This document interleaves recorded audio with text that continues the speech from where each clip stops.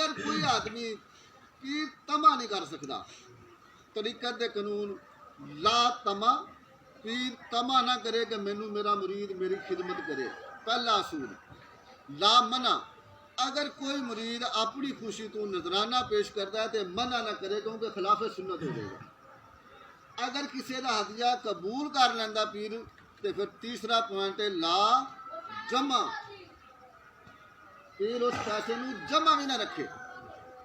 जिवें आप सरकार की हयात मुबारका दे विच आप सरकार का मतलब आदत मुबारका थी, जो होंदा सी शाम तो पहले पहले तकसीम करके अपने घर। पीर का भी इहो ही अमल होना चाहिए। पीर तमा ना करे मेरा मुरीद मैनू पैसे देवे, मैनू नजराने चाड़े, मेरी खिदमत करे, ये नफ्स की ख्वाहिश है। अगर पीर दे विच ये चीज़ हैगी है तो मुरीद नू कभी भी दुनियादारी चों बाहर नहीं कर सकता। अगर कोई मुरीद अपनी मर्जी नाल दे देंदा है उसनू कबूल कर लेवे, क्योंकि आप सरकार तायफ कबूल करते सन। तीसरी चीज़ कि अगर वो कबूल कर लेंदा तो फिर उसनू अल्लाह और उसके रसूल की रजा वास्ते अल्लाह की मखलूक दे विच उस पैसे नू तकसीम कर देवे, ना कि अपनी जाती जायदादां बनाउण दे चक्करां च वड़ जाए।